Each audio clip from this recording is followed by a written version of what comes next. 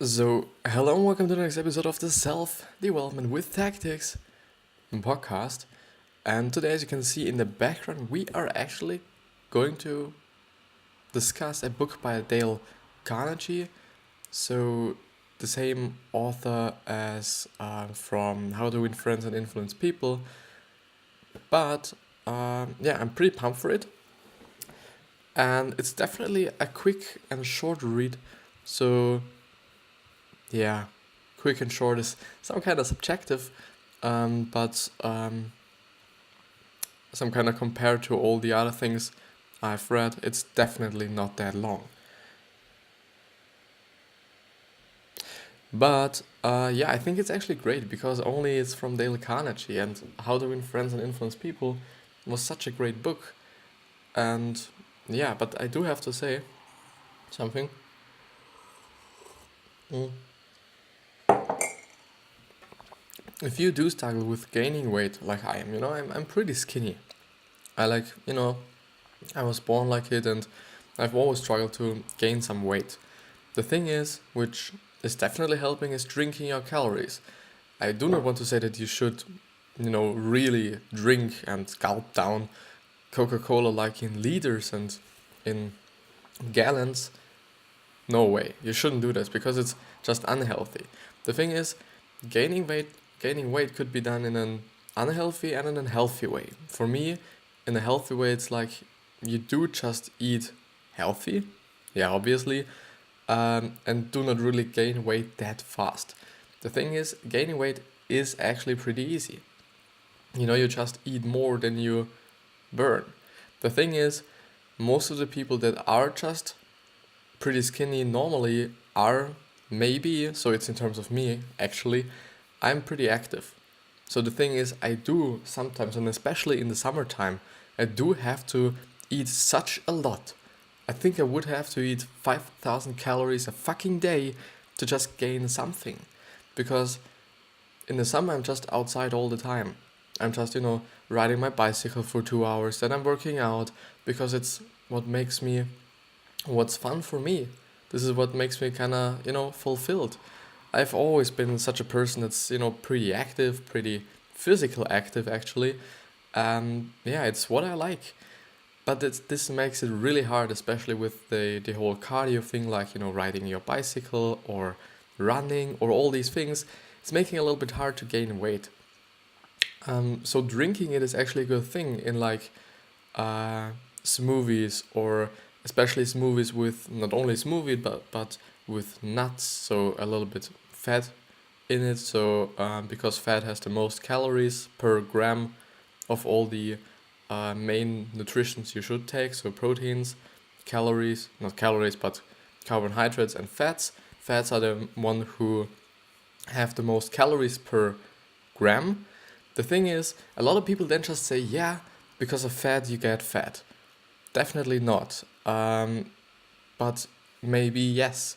Because if you do eat a lot of fatty food, which contains a lot of calories, I think it's actually 2 calories per gram on proteins and carbohydrates, but 4 calories per gram for uh, fats. So it's definitely, twice as much. So you do have to eat half of it to just have the same amount of calories, which is totally a lot. And so just drinking it in terms of, yeah, actually maybe putting even oats into your shake or your smoothie or whatever you're gonna call it, or yeah, fruits definitely, vegetables. Even if you just struggle with, eating all these things like, yeah, vegetables and fruits, a lot of people do just have some kind of problems with eating their amount of fruits and vegetables for their day. And so actually drinking them is a good advice at my point of view. And I do just drink now. It's cacao powder with I think it's grain coffee, so it's other, I don't know, definitely not wheat, but maybe I'll look it up. Can I? Can I? Um, let's see. To actually. Mm-hmm.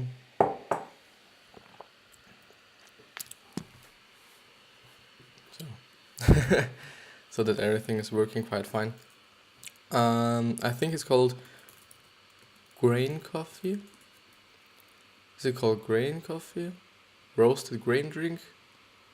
Yeah, roasted grain drink, as Google says. So, which is made out of grains. Yeah, so all kinds of things, and it has a lot of carbohydrates for sure. So it's not that good like water drinking, but the thing is, it has additional calories to it, and it is something different if you do just.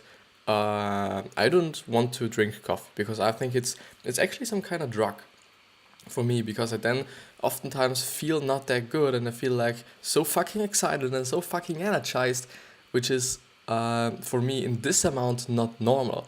And this is just really fucking me. So I just try to not drink coffee at all. Also because it's not that cheap, and so drinking water is actually the cheapest thing you can do.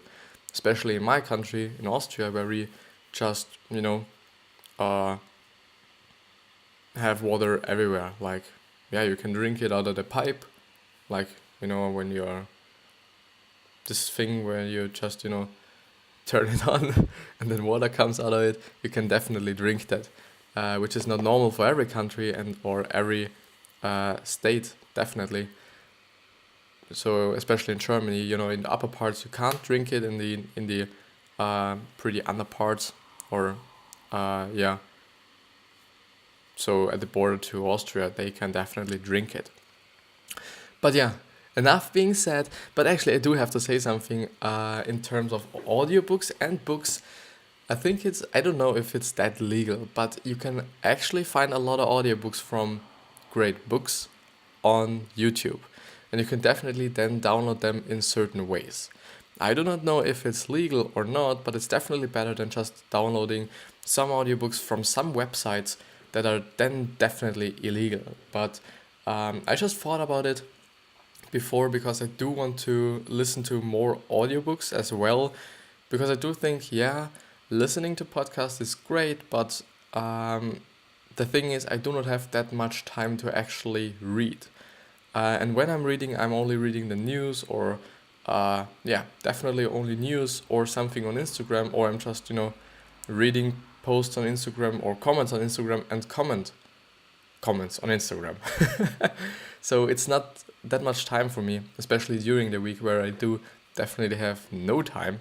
So actually listening to this would just, pre- uh, give me a lot of knowledge in less amount of time, because it always depends on how fast you can read and so on. So it might be even slower than you're normally reading, because I think the 4-hour work week actually only has 8 hours of listening experience only. It's definitely then a lot, but you can practically go through it in one day. So yeah, but let's start. So, How to Stop Worrying and Start Living by Dale Carnegie. This book is from the 17th September of 2016. It's so young. I always thought that Dale Carnegie is only just, putting out stuff in the very early days. So, like, I think How to Win Friends and Influence People was from 1950, around that thing. But yeah, so the title says it all. Dale Carnegie teaches how to stop worrying and start living. Let's go to the bullet summary. Ask yourself what's the worst that can happen and be okay with it. This is actually a great advice, and you can definitely just see it in a lot of other books. The thing is, it's definitely true, because we often think that, yeah, the worst thing that could happen is so, tremendously bad, and, it will fuck us so enormously. But at the end, if it happens, it's just like, yeah, okay, it happened, but what's now? Yeah. So at the end, it is okay. So just be okay with it in the first hand, and then you do not first of all procrastinate or are feared of this position that you might be in sometime later, and so on. So this would definitely be a good advice to just look at the worst case scenario and see if it's really that bad, and if it is that bad, which is then the second point, improve on that worst case scenario, which means that you have this worst case scenario, and you do everything that this won't happen.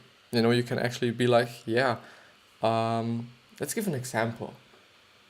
You're on a road trip, or you're planning a road trip, and the worst case scenario would be your car breaking down in the middle of the road in some country in the nowhere, in the forest, where just crazy people around, whatever. So what could you do? This is the worst case scenario, and it's maybe not that okay, but you can deal with it, and you can actually work with it and reverse engineer it.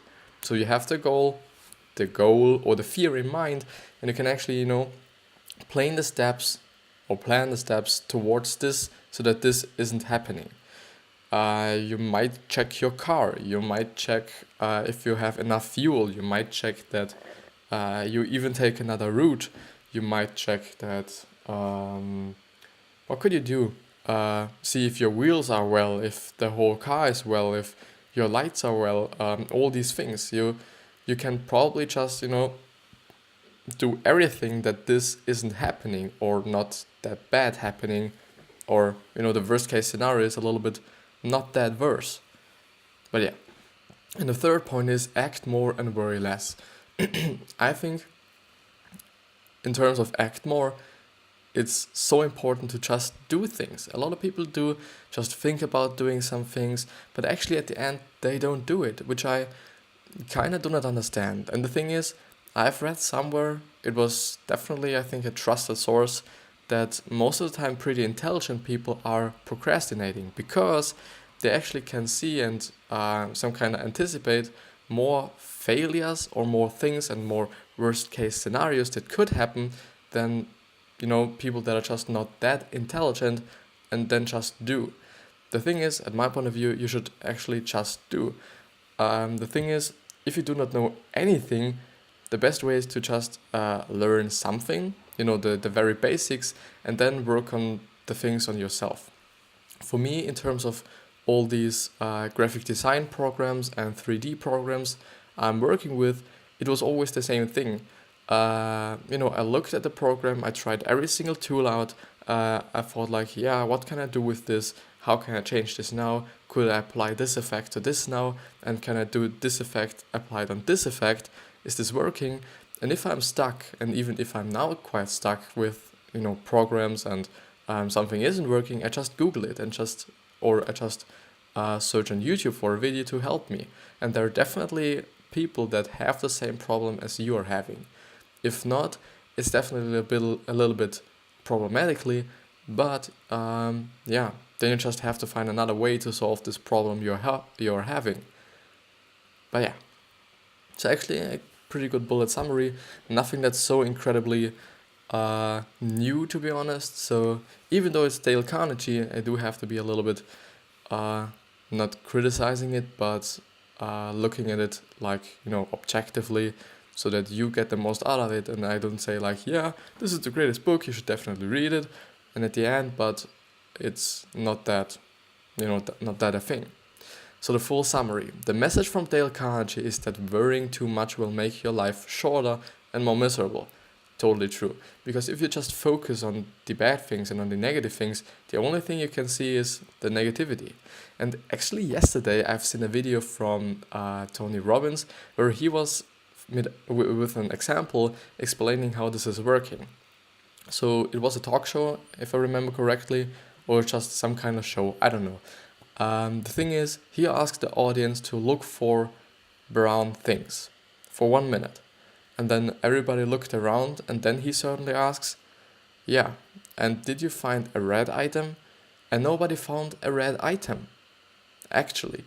And so then he said, yeah, here you can definitely see if you're looking for something, you only see this one thing and not everything else. Which means that if you're only looking for negativity, you will definitely find negativity, but not positivity. So yeah, even though it's, you can just be like, yeah, but if somebody is wearing a red, red sweater, they will probably know it, and so on. But, in general, I think this is actually a pretty good example. So the first one is the fundamental facts you should know about worry. Dale Carnegie starts quoting William Osler when he said that one of the best ways to deal with worries is to simply care about your present tasks. We usually worry about the future, but the best way to have a good future is to do a good job now. And this is definitely true.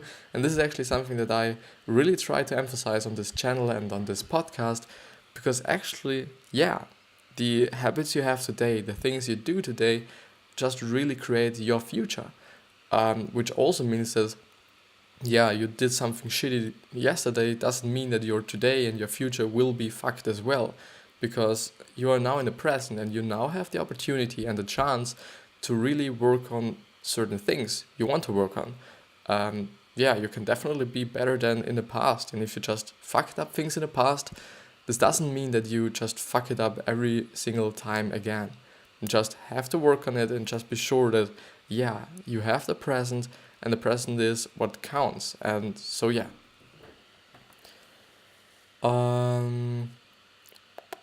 So make your life more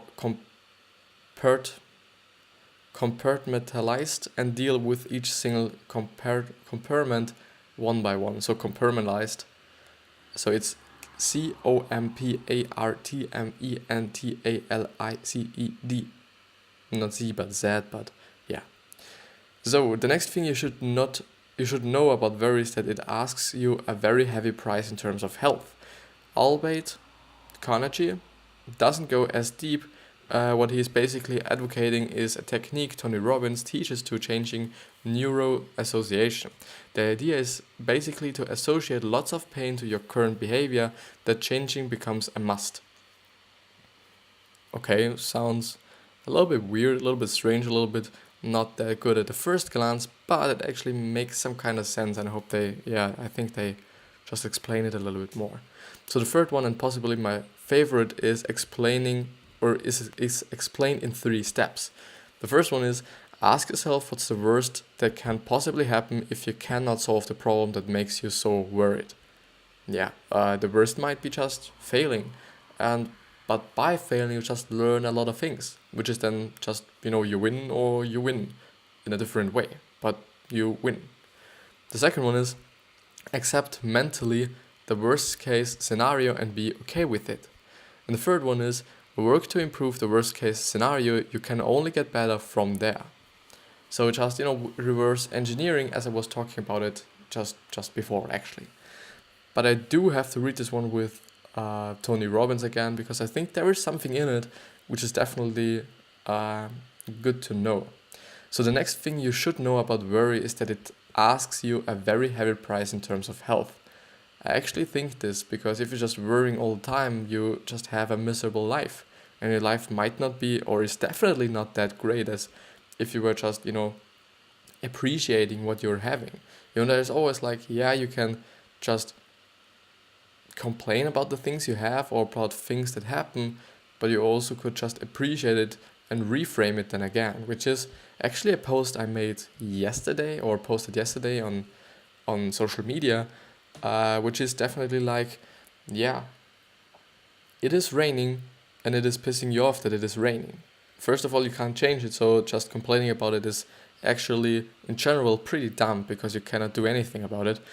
But the thing is, appreciate the fact that it is raining, because of raining you can actually do something else that you might have been too lazy for doing it, or you can just work more on the things you love because you do not feel that guilt to not go outside, which I feel all the time when it's so sunny outside and I sit here and do some things, especially some years ago where I haven't been doing this, what I'm doing right now, and I haven't just been either watching YouTube or working things for school or learning or whatever, and I always felt that kind of guilt to not go outside and enjoy the sun and enjoy the very beautiful weather. But just, reframe it, appreciate it, reframe it, and then you have a whole new scenario and you just have a new perspective. But yeah, albeit, I hope it's albeit, Carnegie doesn't go as deep. What he is basically advocating is a technique Tony Robbins teaches to changing neuroassociation. The idea is basically to associate lots of pain to your current behavior, that changing becomes a must. I think, and I do have seen a video, I think that Tony Robbins in this is using this kind of technique where he is talking to an overweight person who is, yeah, pretty heavy, and he deeply likes pizza. The thing what Tony Robbins then did is just giving him a pizza in the hand and letting him very, very deeply and just really precise visualize that this pizza is very gross. It's really, really just, I do need a word, really really not looking good. The cheese is some kind of uh, how should I say? Everything is just not looking good. So it's everything kind of. I do have to look up a word. I need it now. um, Mildew. Yeah, mildew is on it everywhere, and it's everything is gray and mold, and all these things, until this person really disliked the pizza. And therefore, I think it's some kind of different approach, I think, because it does not have anything to do with pain actually, but maybe mentally pain. I don't know. So the idea is basically to associate lots of pain to your current behavior, that changing becomes a must. I do have to look that up to see what Tony is saying about this one, because I think he has actually, and I do really invite you to check out his website, because there are actually a few great posts of him which do include a lot of great information, and a lot of great free information as well, which is definitely something I pretty much want to do, because I do not hate, but I do quite dislike people who not dislike, but I can understand it, why people have courses and sell them for millions and trillions and whatever. It makes sense, because they've just achieved that knowledge, and they got that knowledge, and they just paid for it as well. The thing is, most of the time they're just really expensive, these courses. And I'm just thinking about, like, yeah, Dale Carnegie worked on his fucking book, How to Win Friends and Influence People, for, I hope I do not just kind of mess it up, but I think it was 24 or 25 years. That's definitely a lot. And he was just interviewing and researching, and everything was quite a little bit more difficult in his time, because, he had to go to libraries, had to go to people and speak with them. He didn't have the internet. He sold his book, and his book is now selling for $8 maybe, just, a pretty long time from now. It was actually published, but now it's pretty cheap for this amount of information, this valuable information you get out of it. The thing is, these principles do work by now. So, they do still work. The thing is, with all these courses on, social media and these things, they need to get updated. So, which can be a little bit of, a positive thing, because, or for people to just, sell them so fucking expensive, because they do just have to work on them, quite frequently, so that they are updated and everything is just, up to date. But I do think it's quite funny, and I do think that I should be giving away as much information as I can for free. And this is actually something I do have from Gary Vee, because he really has been emphasizing the fact that if you give away a lot of free information, you will then just passively get something from it. So it's like, you give a lot and you get a lot, and it's in terms of attention, it's in terms of actual money from the attention, which then means, if I do share, my greatest insights, which I do not have by now, and if I have them, I just, tell them right now in all these episodes I've been doing up to this point. Through these things, I gain attention, and I gain trust, and I gain, these things. And through these things, I do just earn money, because people will then watch my videos more, or even watch longer videos. And so I can then just, advert on all these videos and gain money from there. Or I could actually make a book and sell it not for $3 million like a course, but for $13. The second one is basic techniques in analyzing worry. The first of one is, first of all, get all the facts. So what are you worrying about? Why are you worrying about it? What was the trigger for this worrying? And I think all these things, just a little bit analyzation. The second one is, once you have all the information, you need to make a decision. Totally true. And at my point of view, and I just talk about it so fucking often, you should make decisions based on your values and your goals. Which means if your goal is to be very, very rich, you should never buy something or make a decision that costs you a lot. Because it then just, quite disturbs your way to your goal and just disturbs your value, the set value you have. The third one is, once you have a decision, it's time to act on it. And that's totally true, and it's the same thing with information as well. A lot of people have such a great amount of information, which is as well a reason why I think paying for information is actually a good thing. Because if people pay for it, they actually will then do it. If they get it for free, they will eventually work on it. But the thing is, everybody then just has the same information and the same possibilities, but it then comes up to you really acting on it and or just doing what your mentor or what the author of this information just said or wants you to do. On the other side, as I said, selling information is good because people just, if they, buy a certain course for $10,000, they will definitely act on it because it's a lot of money. Even if you're just a millionaire or billionaire, it's still quite a lot of money, I think.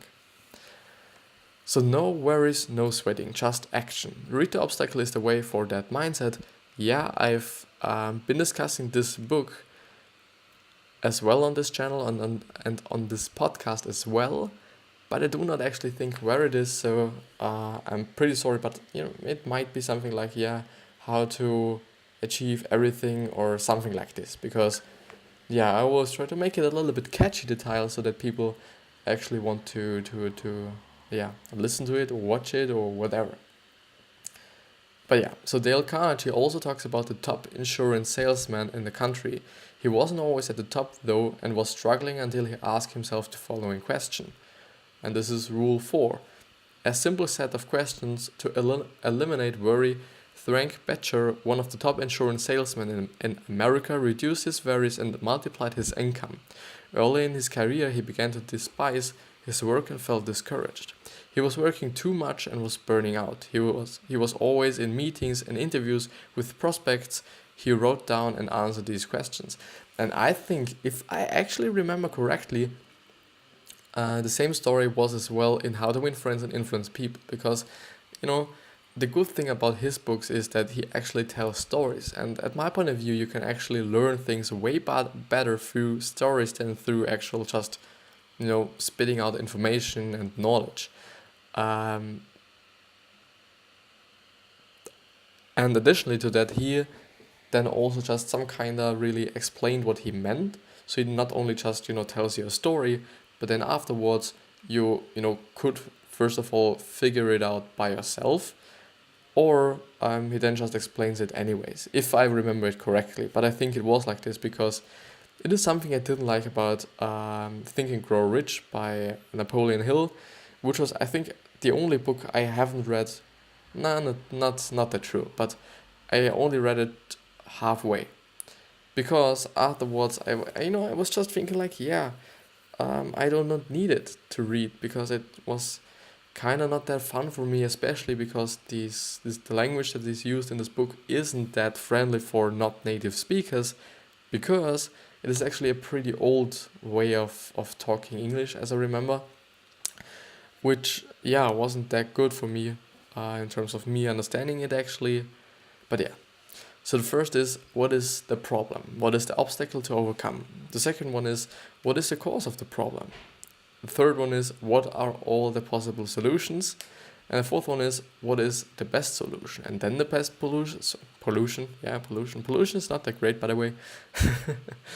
The best solution is then actually, at my point of view, what is based on it should be based on your values and your goals. But yeah, just collect all the informations you can gather, and then decide, yeah, is this a good option? And if not, you can just some kind of change it, or some kind of put it in another perspective, or you be like, yeah, no, I will take another option, and if this is working, it's fine, it's totally fine. You just win and achieve whatever you want to achieve, or you just have to change this up one or this one up as well, and do just then yeah, work on. The third one is how to break the worry habit before it breaks you. The first one is stay busy. No free time, no time to worry. My note, do not do this as Brené Brown explains. Do just, I would really like to look that up now, because, yeah, but no way, but no way. Gonna go through this one, and I think if I do have the time, I will additionally just go to this as well and check it out. But no free time is actually something that I have been implementing in my life in certain times of my life, or time periods of my life where I was not feeling good. The thing is, if you are busy, and especially working on something that you actually like or just some kind of care about, you do just forget everything that's around yourself. So you do not worry, you do not feel guilty for not doing something, or you do not feel bad for the breakup or these certain things that just happen in life, even though these are actually great things, because the very worst pain, especially for me, just changed me, and changed me definitely for the better. And I'm pretty happy about all these things that happened in my life that made me to the person I am today. Don't allow small things to get in your way. Yeah, we do get caught up in very, very small and just really, yeah, just unnecessary things quite all the time. Like complaining about the weather. Yeah, you can't change it. You cannot do anything about it. Why are you complaining about it? It's just maybe our human nature that we complain about everything. I don't know. Understand numbers. Chances of catastrophic events are slim. Totally. Yeah. The fourth one is what you cannot change is not worth worrying about. Totally true. And put a stop loss order in your life. After a certain threshold, you move, and that's it. Yeah, if you just fuck that up, yeah, you learn something from it, move on. Dwelling about it and worrying about it will just take a lot of energy, and especially a lot of time, and a lot of productivity from you, which you could just put into another work, another idea, whatever. The sixth one is stop worrying about the past. It's useless. Yeah, because the past is the past, and you can change it today.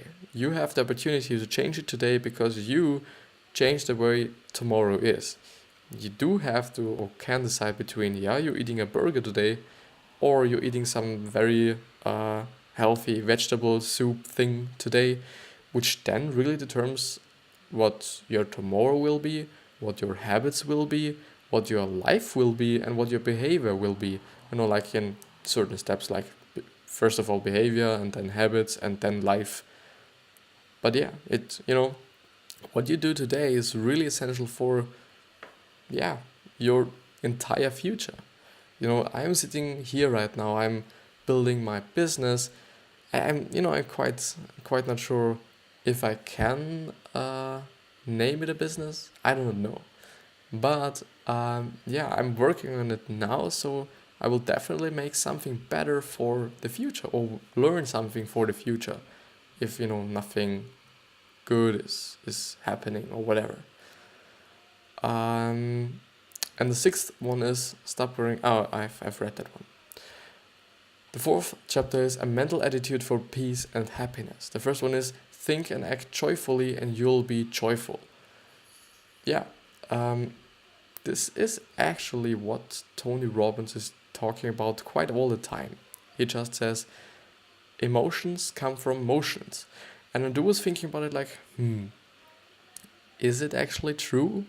Or is it not actually true? I can't really decide yet, or until now, because it's quite hard. Yeah, it definitely makes some kind of difference if you're just, just lingering around and sitting like this, and just your head is hanging and everything seems to be like, yeah, you're actually tired, or you're actually tired of life, or you're just really straight up make yourself vulnerable by just showing and exposing your entire body and so on. This definitely makes some kind of difference in how you speak, as I just really see it now, and it definitely makes another emotion.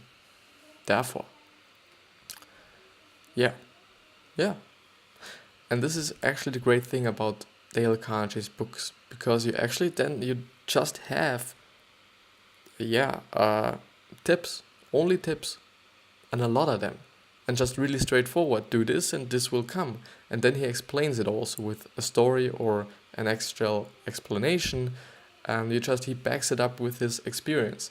It's nothing scientific, definitely not, but it's a lot of his experiences, and if you think through these scenarios and through these thoughts and tips he has, you are definitely like, yeah, this makes sense. The second one is, thinking about what we don't like is poisonous. Don't waste a minute with people you don't like.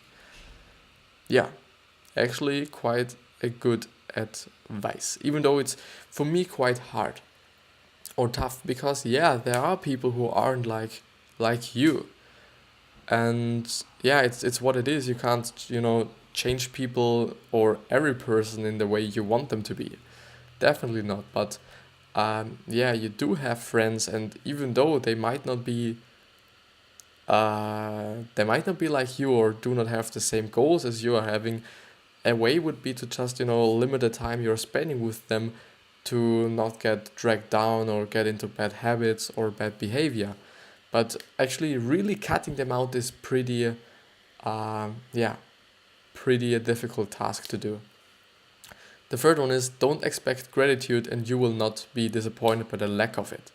Totally true. Do not expect anything and just, work and do your thing. It is something I do just really try to focus myself on, because I do just think like, this Facebook or this social media post is so great. I will have a lot of likes on it, and I will have a lot of comments on it, and it will blow up immediately. And then it just is like, nothing. It's actually then performing worse than all the other posts I've posted on this day, which just happened quite a lot of times. The fourth one is, focus and count your blessings, not your troubles. Totally true, because you're then just focusing on the good things rather than on the negative things, and so you just see a lot more good things than you're seeing negative things. The fifth one is, be yourself and don't try to copy others. Copying others is actually something you can take in a negative way and in a positive way. Copying others is actually a good thing if you just do it because they have the knowledge, they have achieved the thing you want to achieve, and they have certain things and certain behaviors you want to have as well, because you think this will,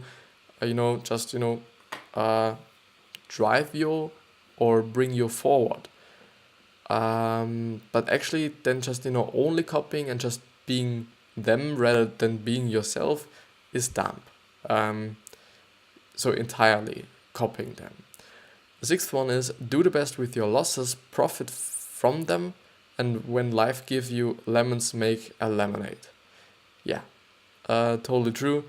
Just, from every loss you can just really learn something from, or every mistake, if you just, have the right perspective on these things. The seventh one is, help others to help yourself. Totally true. It's the same thing as I'm doing right now. I do make these videos to help others, and I help myself in the meantime as well, and I do help myself in the future as well, financially, or in terms of my mental happiness, or all these kind of things. So, which is just like the saying, create value for others in your process. This is actually just the same thing, but you do just read it more often than this one. The fifth one is, the perfect way to conquer worry. Dale Carnegie suggests that believing in a greater being, in God, and praying is a great antidote for worry. This is totally true, because when you actually believing in God so damn hard that you do just think like, yeah, if you pray everything will be good, you have won. Because you do not have anything to worry about. If you just fucked something up, or if you're just worrying about something, you do pray and you believe so much in this praying that, this will then happen and everything will be fine. Everything is then fine. But it's the same thing with other things. If you do just, really just have this kind of program in your mind that if you do X, Y just comes out of it, it will then happen. It's like, if I do eat this burger, I will get an immediate, what is it called? Tummy ache? No, it's not tummy ache, but you know what I mean. You get it immediately, which is, just something that you've said to yourself. And I do pretty much think that if you just say some things to yourself all the fucking time, they will become the reality. If you're just saying you're dumb, you're dumb, you're dumb, you're dumb, you're dumb, you will actually just, have it in your subconscious mind and feel like you're dumb. Even though you could just be like, yeah, I am smart, I will be successful, I will be financial free, I will have this, that, and this and that. And if you just tell these things yourself continuously, or just all the time, or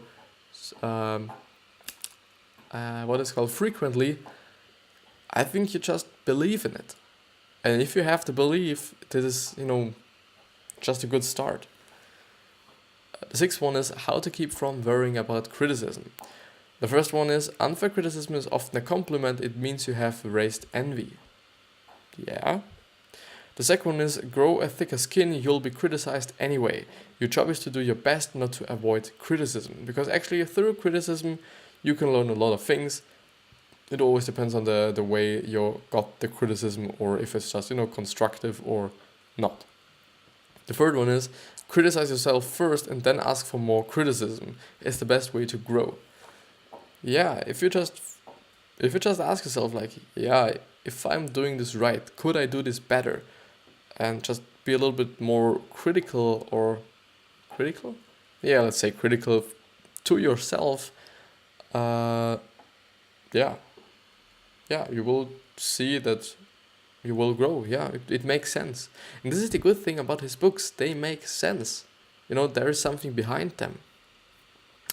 The seventh and last one is how to prevent fatigue and worry and keep energy and spirits high. Churchill took 2 naps a day during World War II.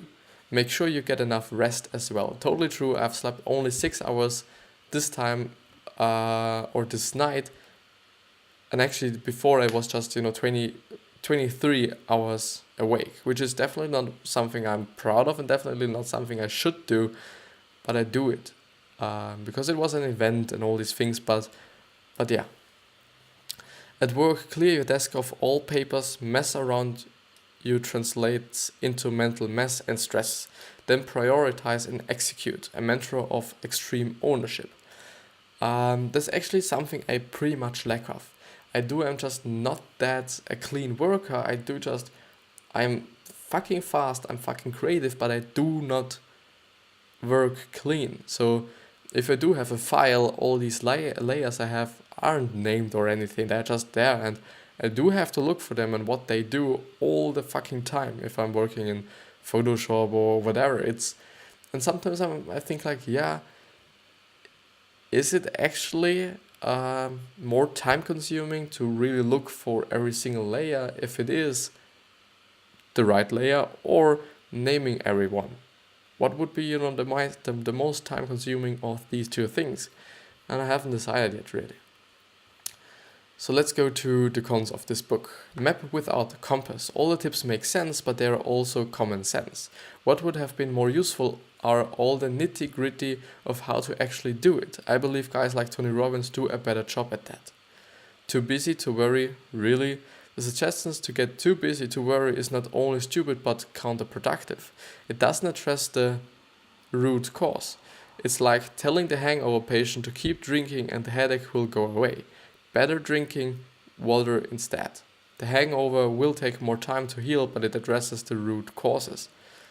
So the suggestion to get too busy to worry is not only stupid but counterproductive. I do not think so.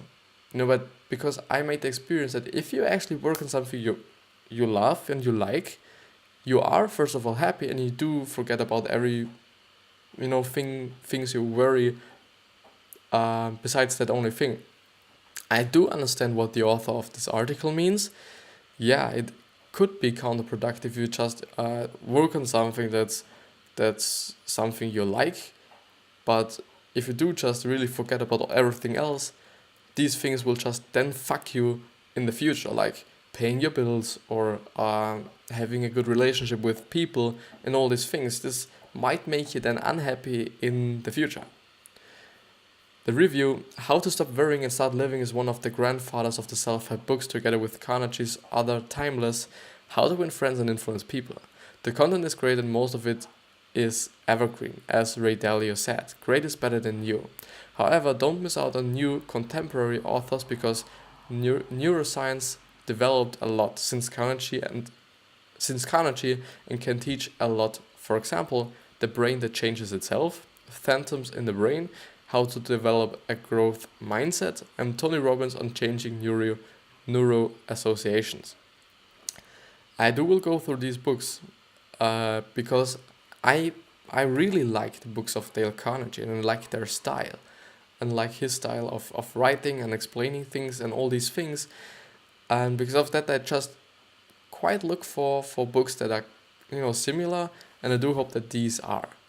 But this is the end of the episode. I hope you get a lot fucking value out of this one. And I hope you're doing well. I hope you're so healthy and so fucking happy that your life is good. You do not have to worry about anything because you're so happy. And yeah. And I do have to invite you to please look up Priming by Tony Robbins and read his article, and then actually try it out. I wanted to try it in the morning, but because I was so fucking tired of my 6 fucking hours sleep, which is definitely not something to do, I didn't go through the whole thing, but I eventually tried today again. But I do see you tomorrow, or today actually, because today should be another episode as well. So I see you, and I love you.